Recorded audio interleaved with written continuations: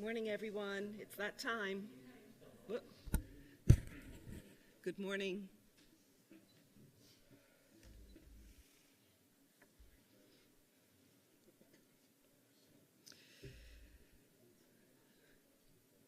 Okay, let's take attendance. Mr. Kaufman. Present. Dr. Gonzalez. All right, we are all here, and we're calling this meeting to order.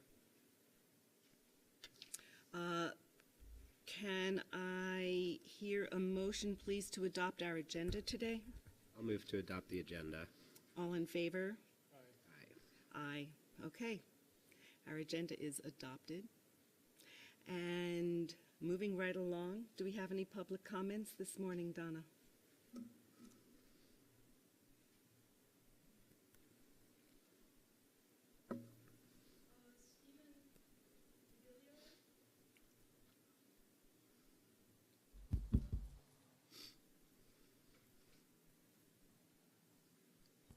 Good morning. Good morning. I'm Steve DiGiulio.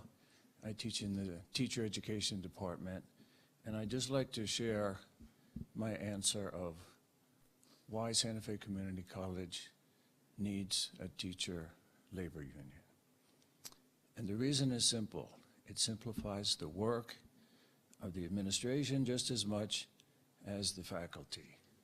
I've taught in 2 colleges which had mature faculty unions, and everybody was happy with it because it frees administrators from making many kinds of decisions. It's a heck of a lot of work to think through and work out and specify everything. If it takes us another 6 months, that's fine. But when everything is in black and white, there's no conflict. The community, the students benefit tremendously because we are freed to do the work that needs to be done. Thank you. Thank you, Mr. DiGiulio.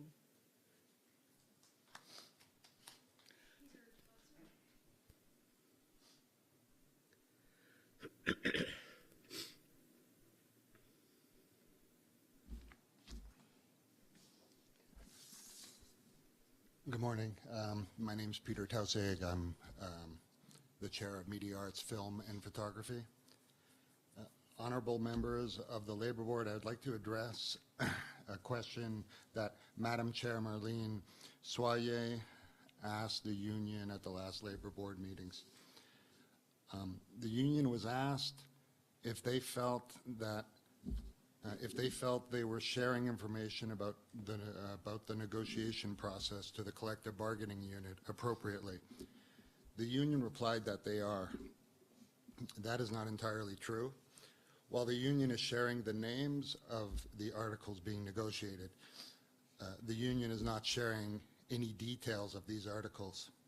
The faculty have no idea what's being negotiated. Any of the faculty's requests for more information are being denied. The union on numerous occasions has claimed that they would share with the faculty the details of the negotiations at the union meetings. However, at these meetings, once again, only the titles of the articles being negotiated are revealed. Now that the union has submitted a complete contract proposal to the administration, I'm asking the union to share their proposed contract with all the faculty as the administration has already done. Because some of us have a different opinion of the unions, we have been bullied, chastised, and verbally berated on and off campus. I'm asking the union to ensure this does not happen again. When the SFCCA-UP does not stop this unacceptable behavior, their lack of decisive action only serves to endorse this bullying and intimidation.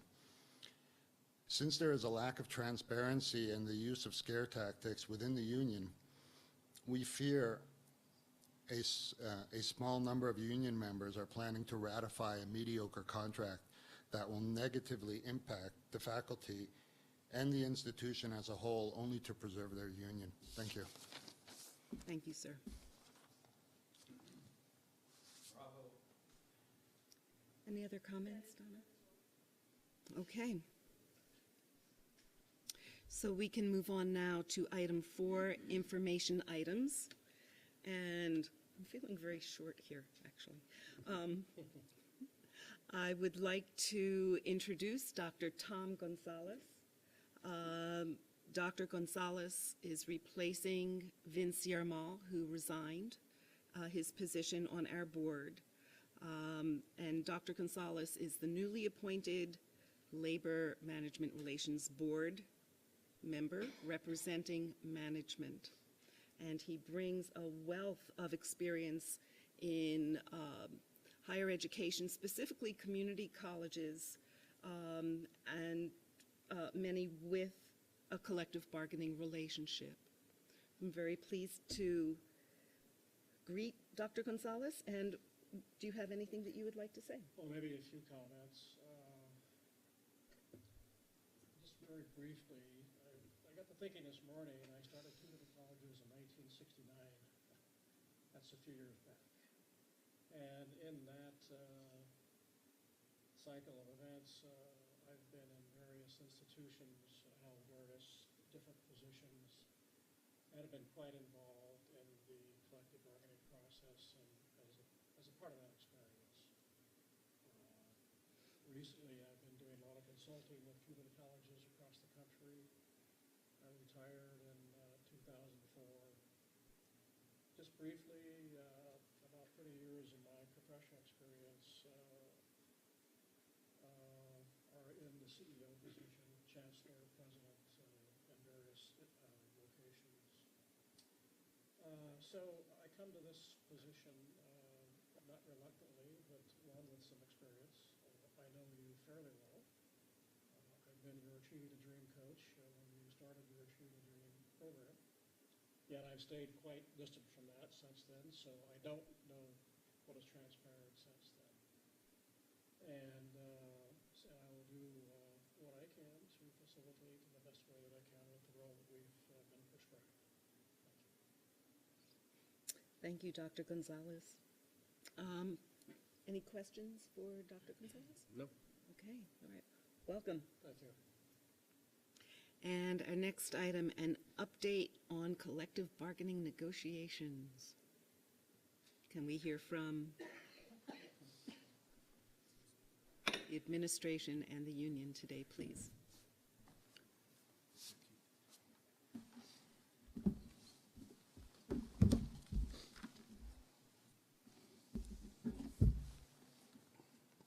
Who would like to start? Good morning. Morning. Welcome, Dr. Gonzalez. It's nice to have you with us, and thank you for being willing to serve. Good morning, Member Kaufman. Good morning, Chair Schwalway. We are here this morning just really appreciative of the role that everybody plays here together. We feel like this really is part of bringing democracy to our workplace, and so we really thank you. And we'd also like to thank Member Yermal for being willing to serve as well. And so, yeah, but I'm going to turn it over to Jerry right now, or to whoever you guys want. Good morning, everybody. Morning. Our last meeting was July 6th. I think we're in front of the board here. My name is Jerry Trujillo. I'm the lead negotiator for the AAUP. And since the last time we spoke, we had one negotiation session on July 17th. It was from 9:30 a.m. to about 2:55 p.m. We had another meeting scheduled, which was rescheduled, and then eventually it was canceled, and it was due basically for AAUP on our part. My first granddaughter was born, so ended up there at the hospital. Yes, thank you. I'm going to make that an official motion. Thank you. And we had some other board members that weren't, or negotiation team members that weren't available. So we are still in the process of securing some future dates to meet. I've been in communication with Mr. Mir on that, on hopefully getting some new future sessions quickly. So as far as the process is concerned, we continue to provide an agenda. We continue to group our proposals together to help facilitate the negotiation sessions. And we are continuing to meet regularly as we can. We have, as mentioned from last meeting, we have provided all proposals and counter proposals, AAUP. So there's a total of 41 proposals that have come forward. To this date, only 4 articles have been TA'd. We're close to some other articles to be TA'd as well. And hopefully we continue to be flexible and work toward that language for a common goal. We reported last meeting, and from our July 3rd session, it appeared that we're continuing to make some better progress at the table. The dialogue remains. We have good discussion, and we do share some common philosophies. However, sometimes the language doesn't seem to quite reflect that once we review each other's proposals and counter proposals. After that meeting, we have seen SFCC regress back to their my way or the highway approach and adopt minimum language from AAUP. And in some cases, maybe only. I'm sorry to interrupt, but after that meeting, after which meeting are you referring to, the 17th? Our July 3rd meeting, our negotiation session, when we reported to you on July 6th, seemed to be promises of progress, of better progress that we have seen in any of our negotiation sessions. So the July 3rd meeting is the negotiation session I was referring to that seemed to go very well, and it seemed to show a lot of promise for progress. And then we met with you July 6th. And then we met again for negotiations July 17th, so after we met with the Labor Board. But yeah, we've seen, we saw some regression back to the my way or the highway approach, adopting minimum language from AAUP. In some cases, only 1 or 2 words that are changed in a lengthy article. We were concerned, and we brought this to SFCC's attention as well, that the language presented appears to be an attempt to stifle the membership voice, and that their language restricts basic rights of union members. SFCC continues to push their language to maintain absolute control over faculty as professionals. The language presented is punishing, and it is demeaning to the profession. And this form of presentation has been disclosed to SFCC. However, it doesn't seem like they care. So some of their proposal language doesn't seem to reflect or in alignment with the groundwork that's done here on campus. And it further divides a harmonious relationship with SFCC administration and the union membership. So AAUP will continue to be flexible with the language, which demonstrates a common ground. So this is some insight as to what it looks like in the negotiation sessions. You know, like I said, although the discussion that we do have seems like we're making progress at the time, sometimes the language that comes back, and many times the language that comes back differs quite a bit at the negotiation, at the session or at the table. So. Thank you, Jerry. I do have some questions, but I'd like to hear from Mr. Muir first. Thank you, Chair Schway, Members board certainly members. may as well. Thank you. I know this goes without saying, I think, but from our perspective, we don't agree with the way that the negotiations have been characterized. From the college's perspective, when we talk about regression, there has not been regression in proposals. We've moved forward with trying to incorporate the language that we feel fits with the management rights that are granted management at any institution. And I think that's where some of the butting of heads comes about. From the college's perspective, some of the proposals that are presented are overstepping some of those management and faculty bounds, and so we're trying to maintain management rights through the proposals that we give. The take it or leave it position that the union continues to say is apparent. Obviously, from our perspective, that's not how we're approaching negotiations. We are, in fact, including the language from the union's proposals that we can. I think from one of the things that's been a problem from the beginning of these negotiations is we have not yet come together on a template.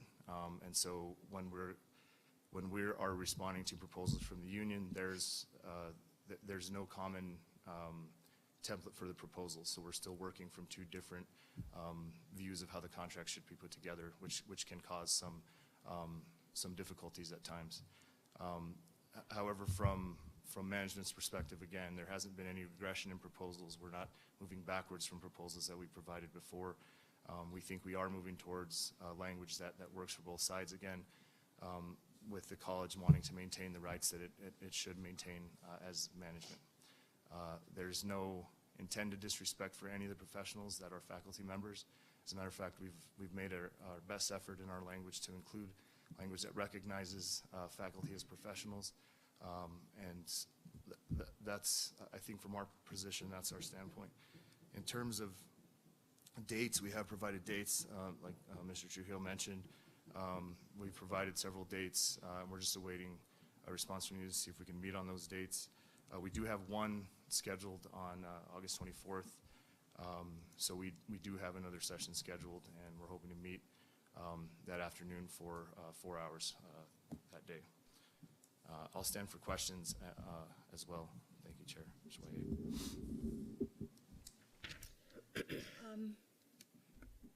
I do have a few. I wanted to clarify, I'm not sure if I heard accurately, a comment made by one of our public commenters.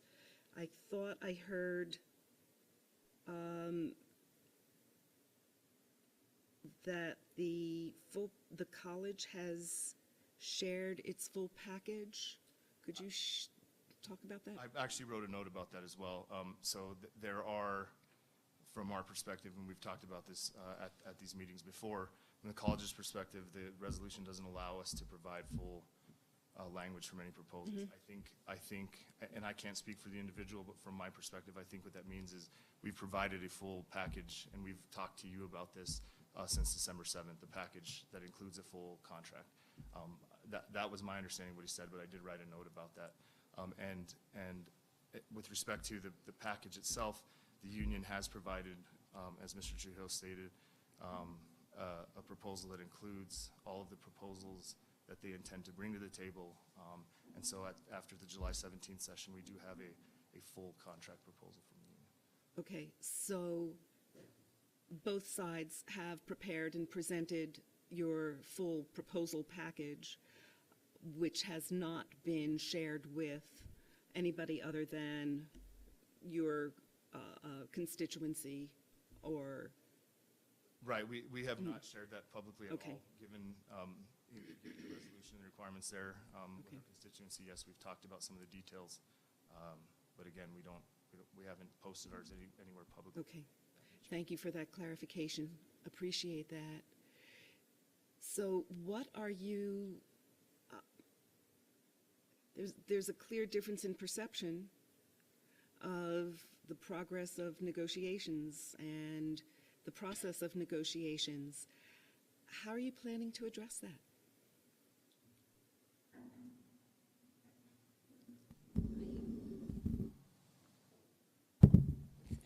You know, one thing I was kind of wondering, and I'm just going to put this out there because I'm not on the team, but when I hear them debrief a little bit, or you guys share what your session was like, it really does sound like at times the team will come back and say, we had great discussion, we feel good, we have some shared understandings of things, and then like Jerry was saying, it sounds like then the language comes back and doesn't really reflect the substance of the conversation.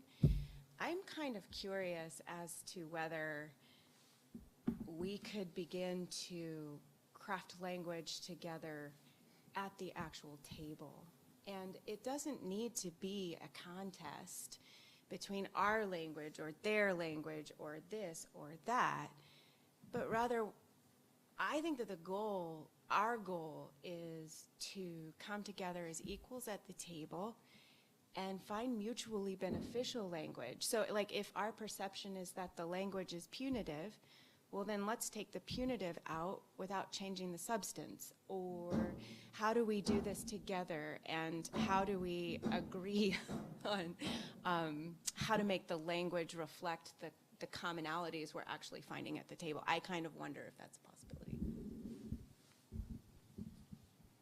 I think now that we have our proposals in, SFCC was concerned that negotiating certain articles because they hadn't seen all of the proposals. Yeah, they reiterated that a few times, that was a concern of theirs. So we're hopeful now that all the proposals are in, that we can, make some progress at the table, discuss some language at the table, so you can refer to the different articles that may be of some type of concern. And hopefully we're able to craft some common language at the table that may be feasible for both parties, that comes to a mutual benefit for everyone.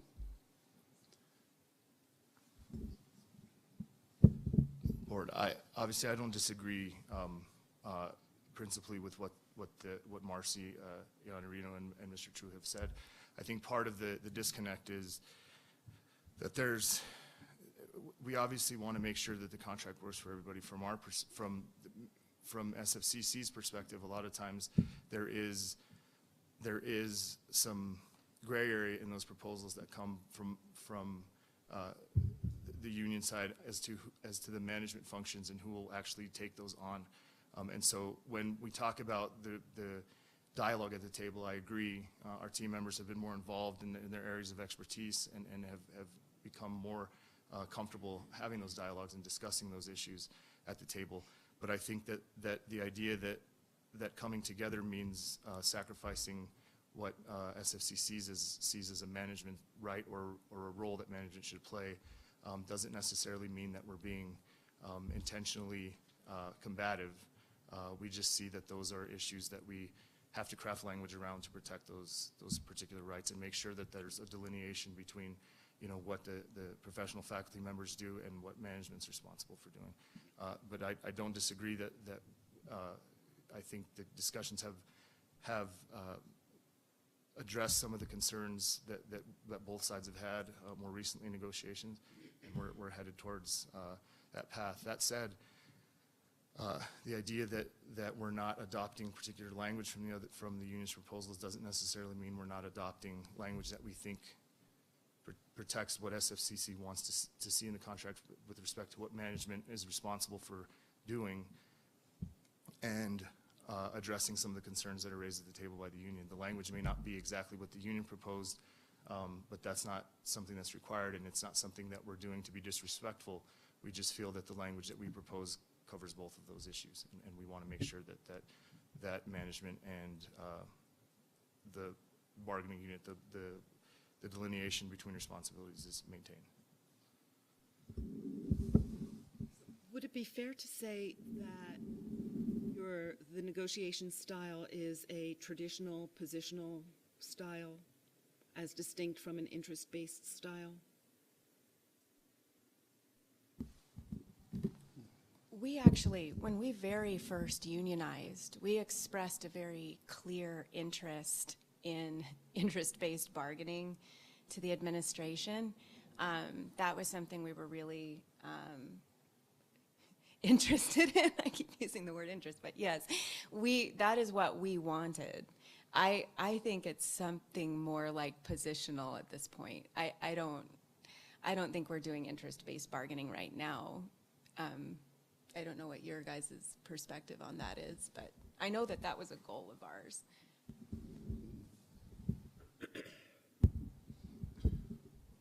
As mentioned in discussion at the table early on in negotiations, this was, for a common goal, which is a mutual benefit.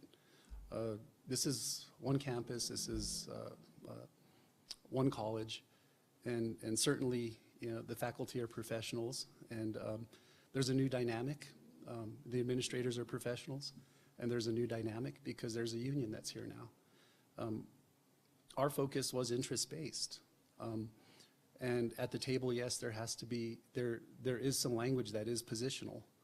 And I think that's what we're trying to find that common ground on, so that we can stay focused with the union goals, which is our interest-based bargaining, which is to be here to enhance the faculty profession, to provide a quality education to our community and the students, and to work with our administrators to discuss things. This isn't a position of only having input into something. A union is here now so we can have participation. It's more than input, just saying that you sat in a meeting and you attended, so you had some input into a decision-making process. So we're not trying to erode away the management rights here. We know specifically where management stands and what their authority is. At the same time, you know, we don't want to limit union rights either. We want to have an equal voice. We want equal participation, and in that we want some equal interest in how our campus functions, because the faculty here, they're here to teach. They're here to provide, again, that quality education, and they're here for the students, and that's a big concern, and that's what makes us interest-based. So at that, at that point, yes, at the table, with the language, I think with both parties, there is some positioning, and hopefully now with all the articles that are at the table, maybe some of that positioning can go away, and we can work more towards our interest-based bargaining for a mutual benefit. I also kind of wonder, and I don't know how much, Keith, you haven't been in the college environment, but one of the things over the years, one of the reasons that we ended up unionizing was that we felt like our input was a perfunctory exercise and that we would give input and input into things that would impact us in real ways.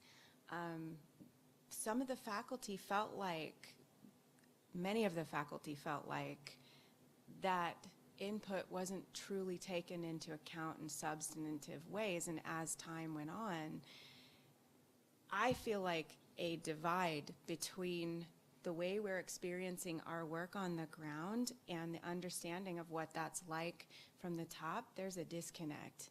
And so we really did need a way to talk about some of these things, and as professionals in the classrooms, be able to represent what our real working conditions really are like.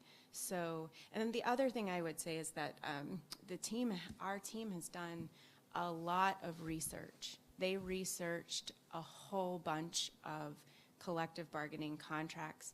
None of the language that we're putting on the table is unusual in the contracts that we've seen. We visited in depth and in detail and in response to our membership's desires. We had several surveys, we've had focus groups, we've had conversations at meetings about what they felt like their values were, and then from there we did our research and tried to pull language from other contracts that kind of addressed these things. We looked at the region, we looked at other community colleges, we've looked at colleges in New Mexico, and what we're putting on the table is not different from other institutions. And so I think we're a little confused sometimes about about why some of the things that show up in the language show up. So I don't want to say too much, but I kind of wanted to say that as well, that we did real careful research, and we're not asking for the moon, we're not asking for things that are unusual. So I said a couple different things, I'm sorry.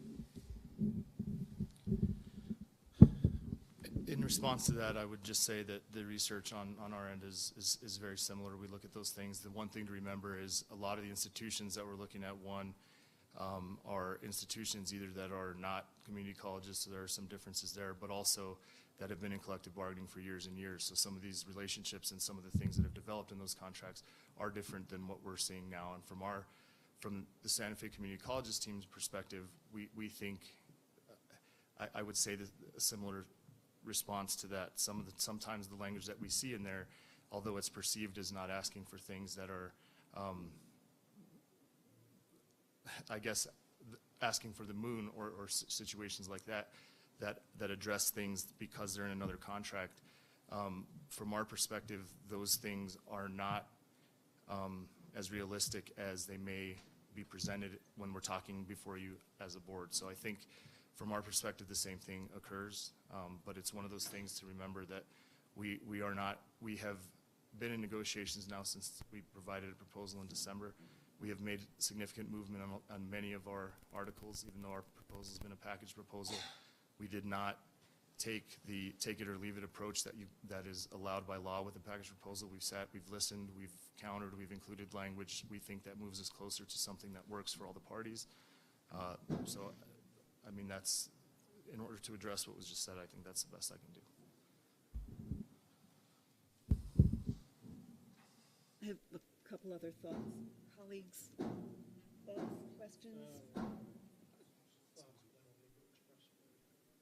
Not at Any the, questions? no, go ahead. So, one comment that you made, I hope that's not a commentary on our meeting, the banging that we're hearing. You made a comment that to this point, you haven't agreed on a common template for the final product. Would that be a helpful thing for you to do? And if so, how do you plan to get there? I believe, and correct me if I'm wrong, Mr. Mayor, but we did discuss the template issue and agreed at this point to work around it as far as the format is concerned. And we're agreeable to coming up with a common template once the proposals were introduced, all the proposals were introduced and looked at. So there's going to be some reorganizing. It's not going to change the substance of the contract or the language, but we're looking at as an issue of templating and coming to a common agreement on what the contract's going to look like once proposals are TA'd off on what the final product would look like. So we did have some early discussion on that, and it doesn't seem like it's been an issue so far.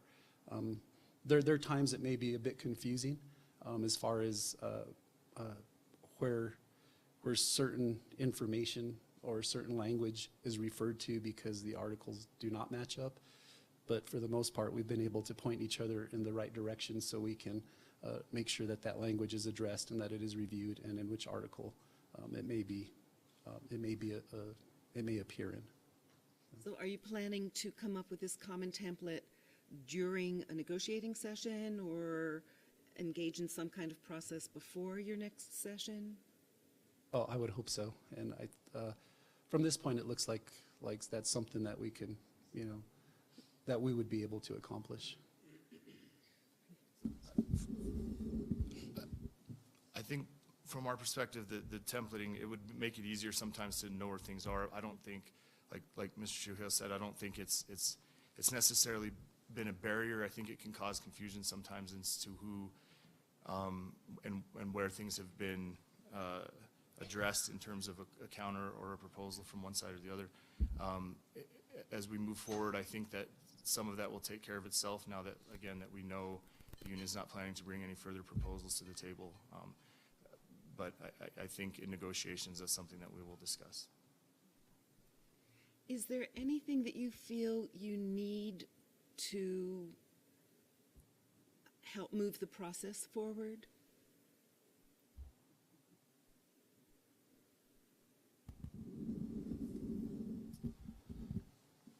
I think what might help move the process forward is if we can really craft some language together at the table. I think that would, especially maybe some of these articles that we're close to teeing off on, maybe concentrate on what we're close with, maybe craft some language together at the table that's acceptable to both parties, And maybe we might see some progress there, but that's an idea that that might move forward that I haven't yet had a chance to present to Mr. Muir, but it was something that on my agenda for future sessions to discuss with Mr. Muir and see if we would be able to move in that direction while we're in session for negotiations. And, you know, if we had a shorter caucus maybe and work on an article and come back with some mutual language. The community college is not opposed to that when we meet in negotiations. I think we have made some progress in discussing particular articles. I think after our last session, we had provided all of the counters that were owed, and the union's working on those now. So we have some stuff to do at the beginning of the next meeting. But yeah, I don't think there's anything that would preclude us from doing that, and we're not resistant to that. So, if I may offer for your consideration, when you're crafting language together, and you might be doing this now, but a starting place might be looking at what the need is in that language. What administration, what are you trying to get at with this language? Where's the need? Can you give us some examples of how this has manifested in among faculty? Same thing with the union. And you know, it sounds like the focus is frequently on the words. And, you know, perhaps you might find some value in moving off of that and looking at the need and illustrating that with the experience. If I may just address that, I think that when we talk about the negotiation, the communication, increasing on points like that as we move towards, you know, positions that on some articles we may not be able to move, I think that discussion has occurred. I think we have talked about here's why we're taking this position, and the union saying the same thing. Here's why we're taking that position. So I think we're heading that direction with a lot of the things that we're kind of stuck on. But in terms of the articles where we have some agreement, like I said, we're not resistant to focusing on some of those to try to get something to get some momentum. Colleagues, anything additional? I have one other question. I didn't want to interrupt where you were going. There was public comment about, this is more for the union folks, about some of the faculty not being aware of what's going on in the negotiation, or at least the language. Talk about only hearing the titles but not the specifics. Can you address that for a minute? Sure. That is correct. We're not sharing exact language of each proposal. We are providing regularly bargaining updates. So every meeting, every bargaining session we have, we provide an update to the executive team. The executive team shares that with all the union membership. It includes what transpired during the negotiation session. It includes which articles were negotiated. It includes the counter proposals and so forth. The only thing it does not include, like I said, is the exact language in the proposals. But everything else, we're following some guidelines from an organization it's a transparency organization, and I forget the name of them, but it escapes me, the organization. But what they do is they create policy for governments to become transparent for labor organizations.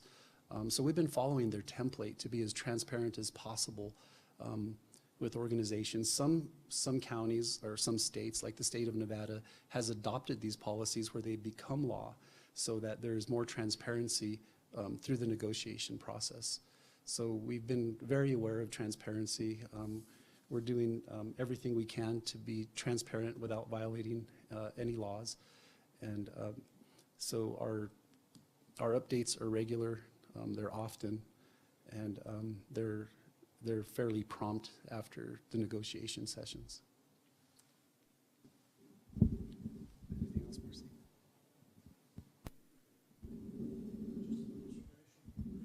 Brand new, so take this in that context. What you're going through is very awkward. It's not easy. It's symptomatic of the organization. It's symptomatic of the organization over time. Those things are natural outcomes of the initial parts of the process. I'm sorry. Okay. Sorry, I'll just start over again. Just observations, and what you're going through is awkward. It's not easy. In my view and experience, it's symptomatic of where the organization's been over time. And these things are natural outcomes, what you've expressed, irrespective of whether it's union or management. But the goal is to try to get at a way to deal with these issues in language that makes sense for both sides. And so I'm listening and trying to understand how you go about doing this, and it's not our role to prescribe. We're not here for that. But I do hope that as you move through this, you look at that in light where you can come up with win-win situations. Whether you call it a transparent organizational context, or whether it's the traditional model, or whether it's other models that are out there.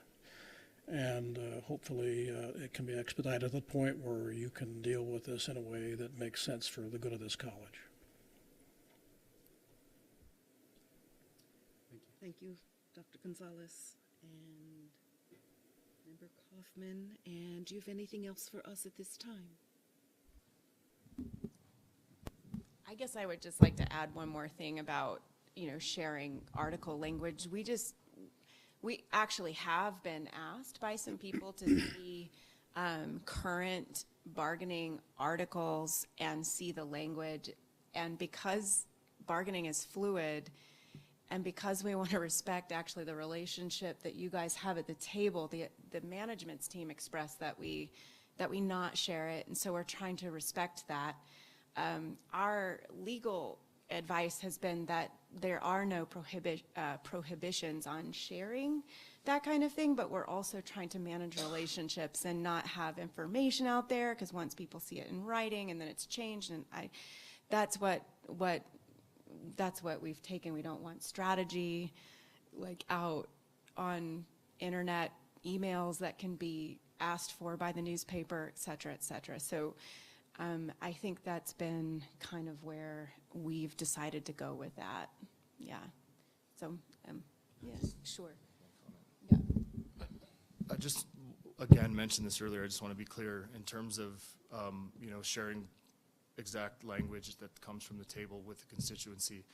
The resolution that we're governed by actually requires that that not occur, right? That you don't share specific or direct language from the table, but you share kind of an overview of what's happening.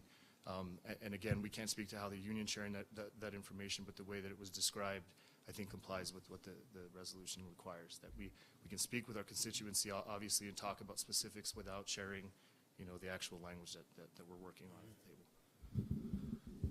Sounds like you're talking with your respective constituencies about the process, about the nature of the dialogue and the intention of the language. And because even those articles that you've signed off on are tentative until the entire agreement is ratified, even the TAs can be a minefield if you were to decide to share that specific language. And I say that with a great deal of respect for the frustration that everybody, other than the small teams that are at the table, experience during this process. It feels like a long, long wait. So thank you for doing your best to keep your constituencies informed. To make sure that our members feel like they're as participatory as possible, and we really do. We invite everybody, and when it comes time for ratification, our goal really is to have as many. Ratification has in our bylaws, and in we'll follow all the rules, which we intend to have as many people ratify that contract as possible, because the more people that participate in that ratification, the more likely we are to make sure that the language that we've negotiated together will work for our members. So that's real important. That's very important to us. So Thank you all, and we look forward to your next report next month. Thank you. Is there a date set? For our meeting next month, I think we need to talk about that. That's almost next on the agenda. We're coming to it. It's coming up.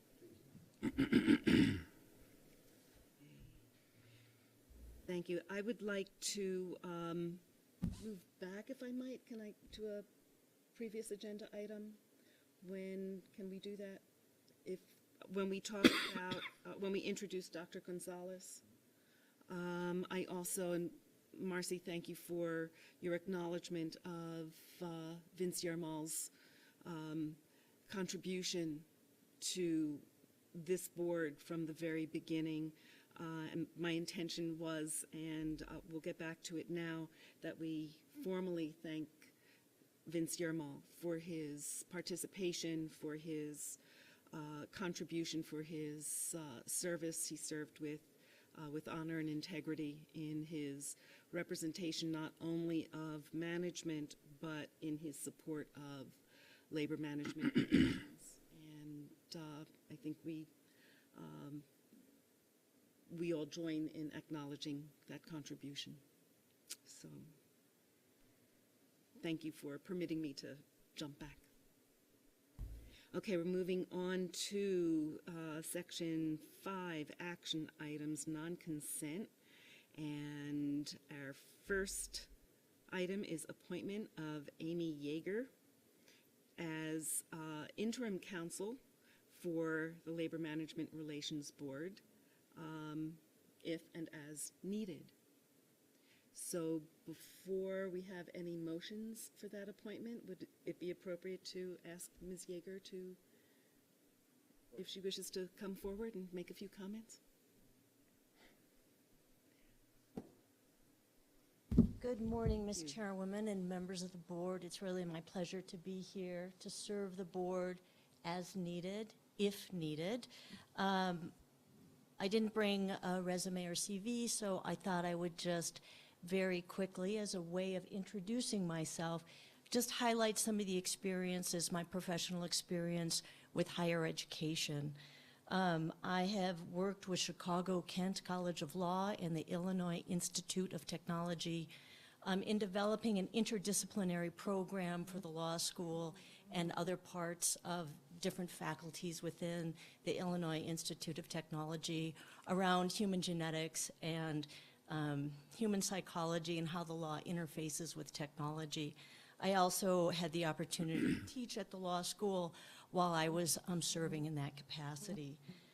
I have worked with Congress and the National Institutes of Health on the Human Genome Project, so have worked with the NIH in looking at how to develop grants and how to work with faculty throughout the country and actually throughout the world in pushing forward scientific development and funding scientific development.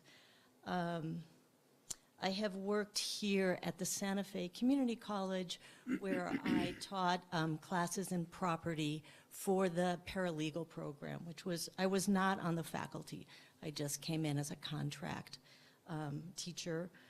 I served as associate counsel for the University of New Mexico.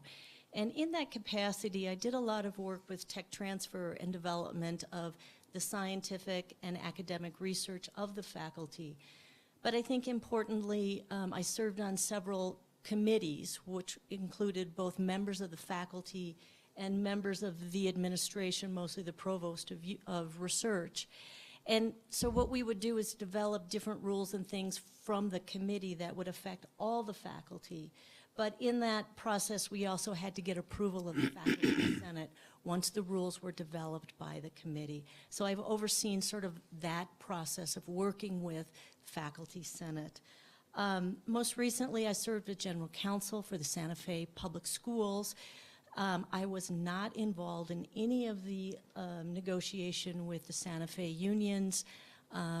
My only role was in implementing and overseeing the fair implementation of the bargaining process for our employees. And finally, I'm in private practice, but also I'm fortunate to serve as the lead analyst for the Senate majority. I've worked in the Roundhouse now during the session for about 10 years, both on the House with House Judiciary as their chief analyst, and currently serve in the Senate. And so if you have any questions, it's really an honor for me to be here and to be considered, and again, would just serve at the pleasure of the committee, pleasure of the board, sorry, if needed. Thank you. Could you highlight any experience that you may have had advising boards or commissions? Sure. I currently am counsel to the Public Education Commission, and in that capacity serve as counsel to their board. There are certainly, when I worked at Santa Fe Public Schools, I had a role in making sure the Santa Fe School Board, all the legal requirements were met for their open meetings and for other forms of communication, and handled all the IPRA requests that came in as well. Thank you. Colleagues, any questions? No question. Just one question. Our scope is quite limited, I understand, and it would seem to me legal counsel is there to advise us if we're staying within that scope, and you feel prepared to be able to do that, i.e. the resolutions and the legislation that's provided that. I do. Good. Good. Thank you. Any other questions? No. Do we have a motion to appoint Ms. Yeager as interim counsel as needed? I'll make a motion to approve Ms. Yeager as interim counsel for this board. Second? Second. And all in favor? Aye. Aye. Aye. Thank you. Thank you so much. Thank you for joining us this morning. Our next item is board action on joint motion to vacate and reschedule the prohibited practices hearing. I think that many people are aware that a hearing was scheduled for today. There was a joint motion to vacate that hearing,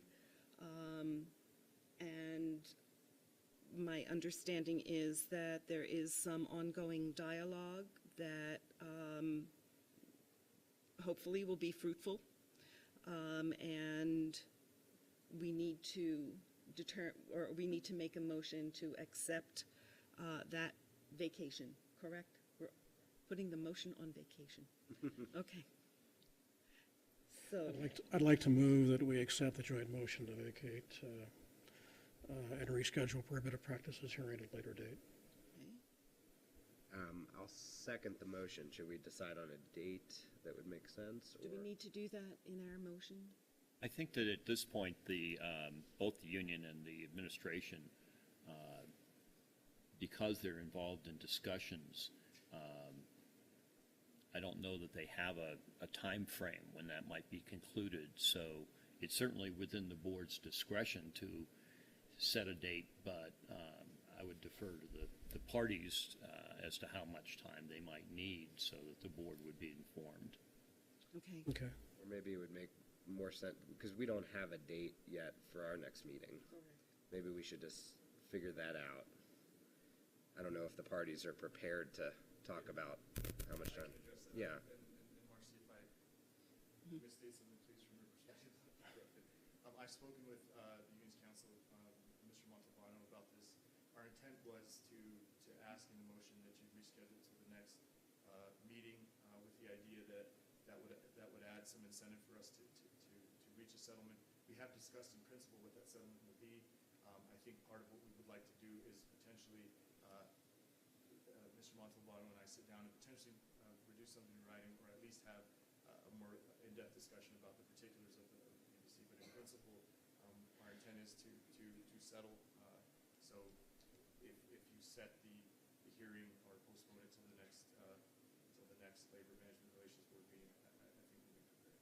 Right, and I spoke with James this morning, and he said just like exactly that. So, yeah. Good. Okay. So we can discuss the date of our next meeting? And I think second Friday would be, I had it here a 14th. second ago, 14th, September 14th. September 14th. Does that look good for everybody? Are you good that day? I am. Okay. Does the extent possible. Yes. We try to keep our meetings up to the second Okay. Friday. Is that good for I'm you? fine, yeah. Okay, so our next meeting will be September 14th. We'll reschedule the prohibited practice hearing to that day, and have to say I'm always happy to hear the people. Oh, I'm sorry, is that not good? Same time? At just time, did we say time? You know, we talked last time about having the, adjourning our regular meeting and convening the hearing immediately thereafter. Like usual, and then, okay. 10:30-ish, immediately following our regular meeting. Okay, That meeting date will work for you, John. Does that work for you, Ms. Yeager, as well? Because we may need you. right. Thank you for checking. Okay, so we're good for that day, and very happy indeed to hear that the parties are talking and making an effort to resolve that PPC, because you've got a lot of other stuff that you're working on too, right? So, glad to hear that. We need to act on the motion. We do need a motion. Can we have a vote? To Do you want to, would vacate you and restate reschedule. the motion, please? I think it would, I made the motion, and now that we reschedule, we'll add that to it. Okay. And so we're going to move that we approve the joint motion to vacate and reschedule for September 14th. I'll second the motion. All in favor? Aye. Aye. Aye. Thank you very much. Okay, approval of our minutes from July 6th. Members, do we need a moment to review? I can move to approve the minutes from July 6th. Second. Okay, all in favor? Aye. Aye. And unless there's anything else, I think we're ready to adjourn. Okay, can I hear a motion to adjourn? Motion to adjourn. Second. All in favor? We are adjourned. I've wanted to use this for the fly during the meeting. Yeah, I've we're having resisted temptation. Fly issue up here. It's like we're outdoors. All right, thank you, everybody. Thank you, guests.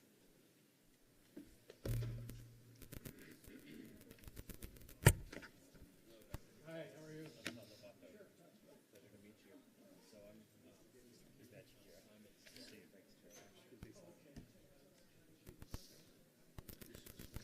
Thank you.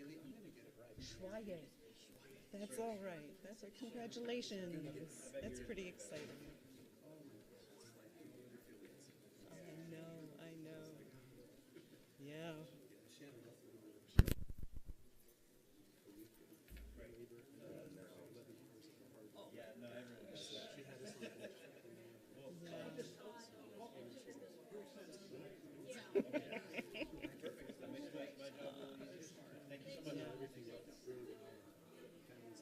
And what's your little one's name? Her name is Kaylee. Kaylee. Kaylee. Oh, that's lovely. And as we speak, my niece.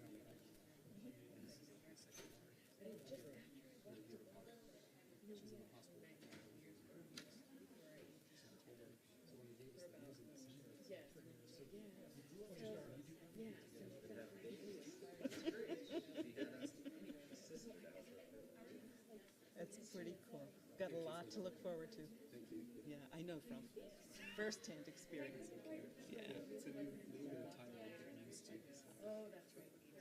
It's an important one. Thank you. Thank you, sir, for your service, and nice to meet you. Well, let's see.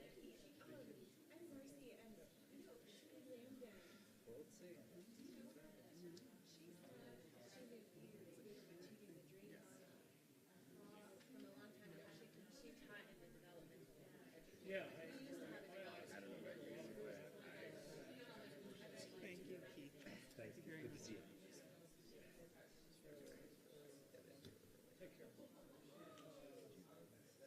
Yeah, during that process.